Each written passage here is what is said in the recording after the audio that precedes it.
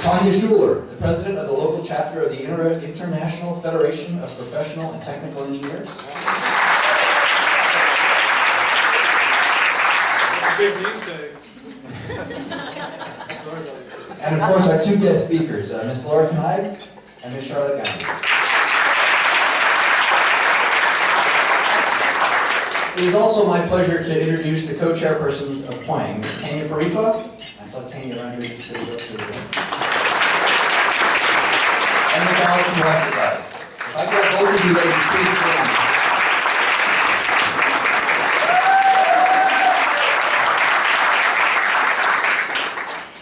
And lastly, it is my privilege to introduce the organizer and chairperson of today's event, Ms. Kern Beach. Please stand as well.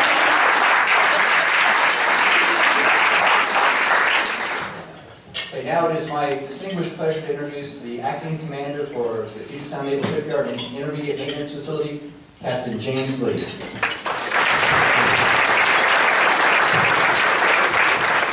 So, I may be a little partial in saying this, but I think we have the best women in the entire civil service working organization.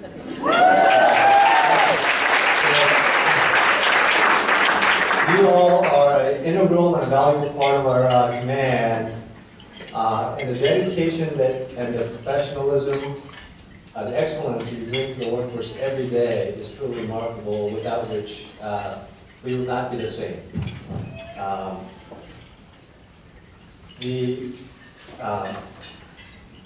Excuse me.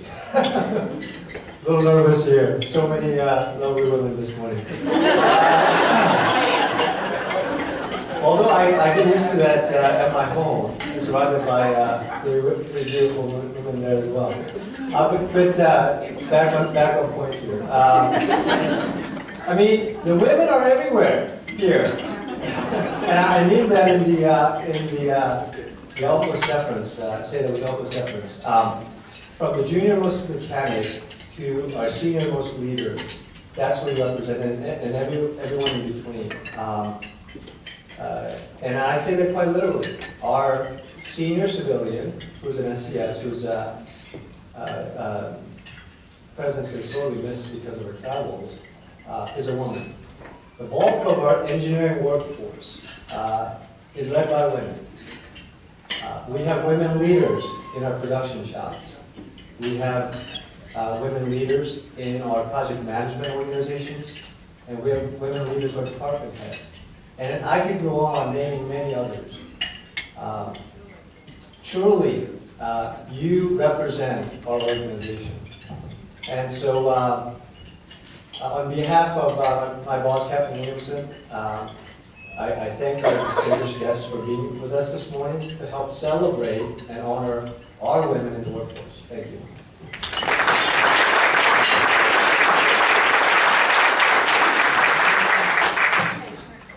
The theme for this morning's breakfast is character, courage, and commitment.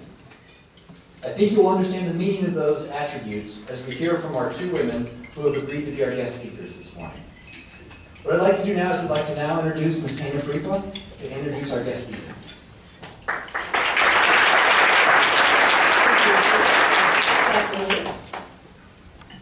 Yes, I'm so happy to see so many smiling faces this morning. It's hard every morning for me to be so smiley, but I'm working on it. It's okay. As Steve mentioned, my name is Tanya Parypa, and I'm one of the co-leads for our Professional Women's Employee Networking Group here at PSNS and IMS. We also fondly refer to ourselves as PWENG. Our members support each other to take on challenges to drive positive change for the happiness and success of professional women here at our command. And we are proud to welcome you to our 4th annual Women's History event, where we are celebrating women of character, courage, and commitment, honoring and recognizing the often forgotten determination and tenacity of women. Our speakers reflect this theme, as you will see later on this morning. Their fortitude, will, and resolution make an impact on our world. Ms. Laura Kneib is making a difference, one bar at a time. With her amazing, ingenuitive manufacturing process of soap. She has founded the F.R.O.G soap company. She is gaining global acclaim as a savvy startup saving the planet. Please welcome Ms. Laura Kneib.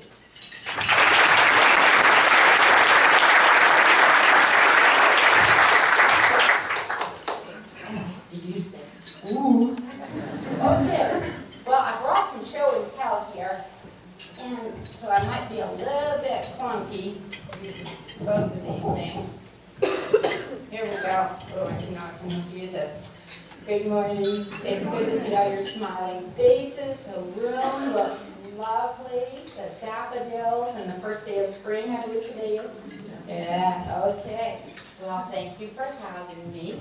I think I'd be a little more comfortable if I had my farmer's market tent, and then I could, give you a real show and tell. So, bear with me. Okay, so I got my card. Alrighty then. Let's go. I already said all that stuff. Okay, all these wonderful, courageous men and women we have here that work so very hard to get where they are. This is not an easy way to travel. My mother was such a woman. She was strong. She was vibrant. She was an amazing woman. I wish you were here today to see this. She taught me pretty much everything I know. She even taught me how to make soap. Early on in my life, I was making it out of beef tallow. I was making it out of bacon grease, making it from anything. She was a Depression-era child. They learned how to make it out of anything. You had to use, reuse, and use again. And that's what she taught me. And it was a good thing she did, because learning those skills, I was able to figure out F.R.O.G soap. Now, what is F.R.O.G soap? F.R.O.G is an acronym for From Reclaimed Oil and Glycerins. And what I do is take French fryer oil, stinky old French fryer oil, and then I filter it out to the nth degree, and then to that add water and lye, and you end up with soap. It didn't come that easily, though. Yeah, the first soap I made out of it was pretty nasty. It was ugly. It would seize up. It would look like fermented oatmeal. It was just horrible stuff. And the reason that happened was because the oil, it's been heated and reheated and cooled and reheated. So it ends up needing a kickstart. It needs something stronger. In my case, I'm using palm oil, a sustainable oil that I can put in with it. You could also use lard for it, but a lot of people are put off by that. So use palm oil, put it together, you get the right ratios, and I got a stable soap. And what you see on your table, that cupcake, is soap. The bottom of it smells like champagne. The top smells like oranges. You've got mimosa.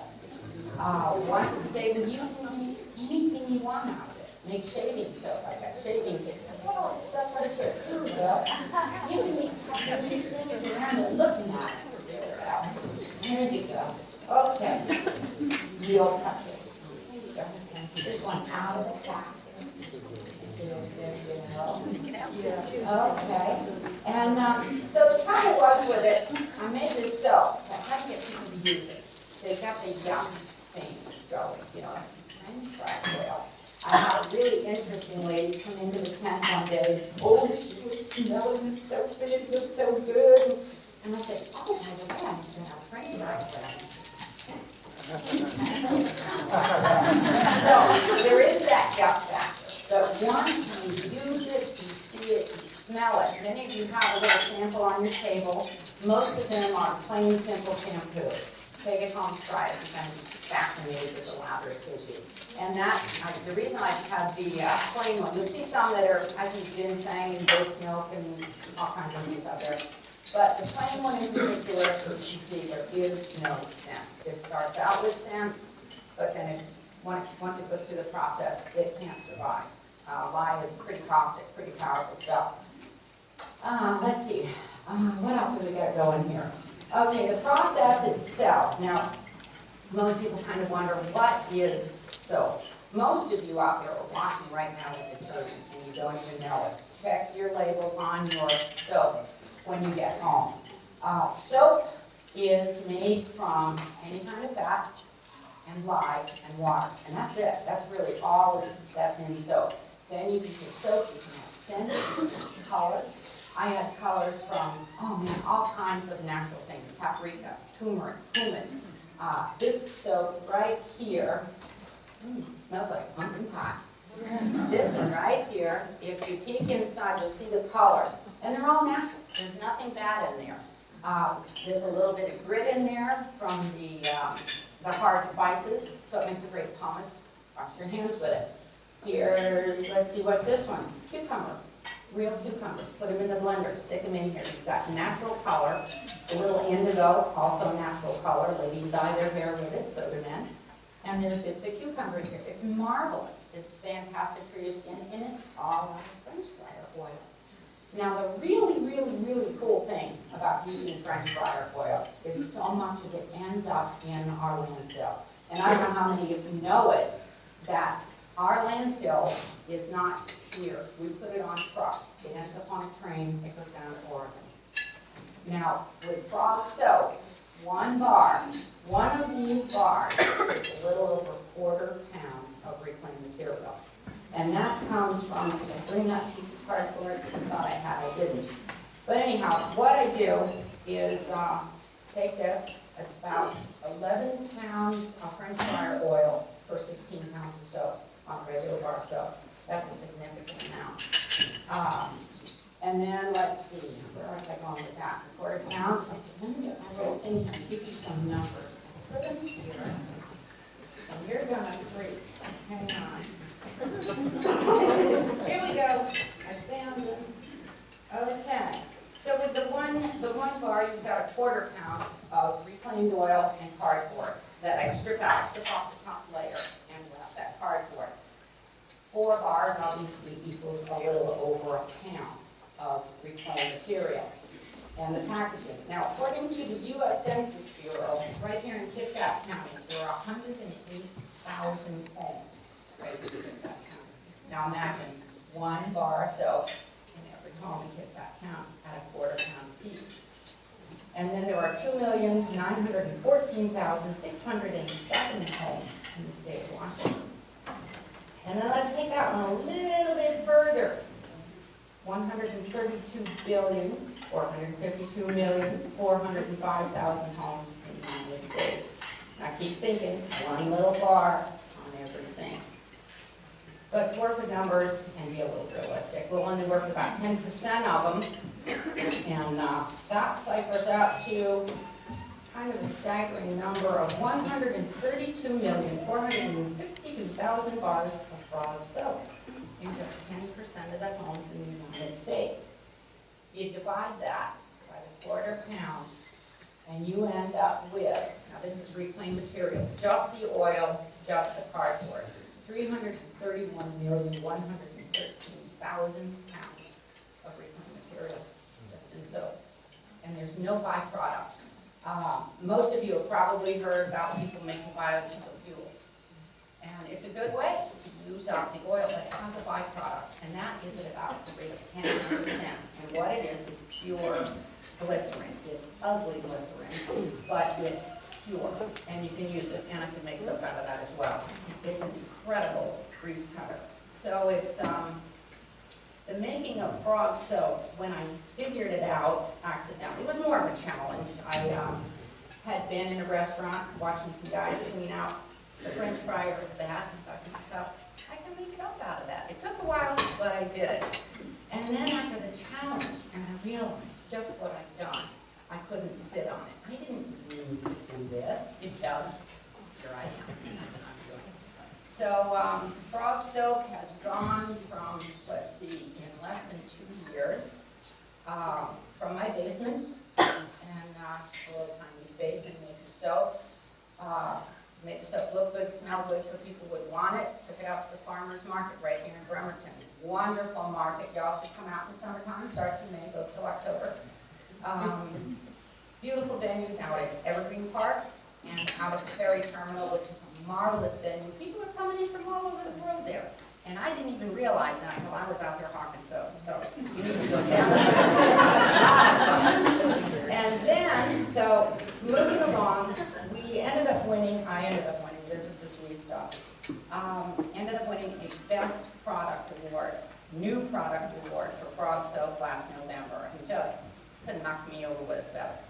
So that led to a press release. The press release led to 2 front-page newspaper articles and another one on the inside paper.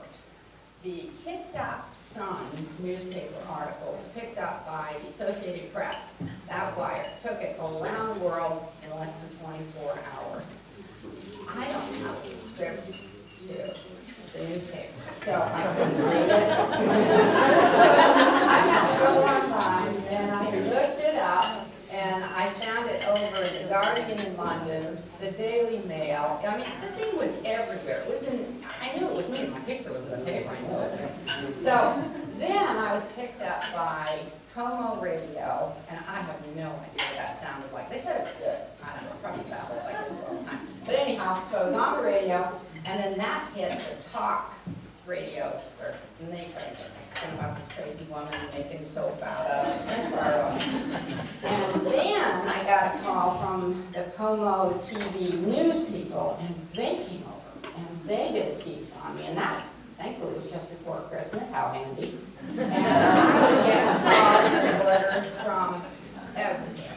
And it was just, they were just fascinated by the process because it's just not soap. Anybody can make soap. And they're buying new materials. This is reclaiming something that already exists. So that's the fascination, that's the excitement. Now out of our basement, we have opened a new shop. It's a temporary spot until the building next door comes open. But if y'all know where the Admiral Theater is, okay, Pacific, this street comes down the side of it.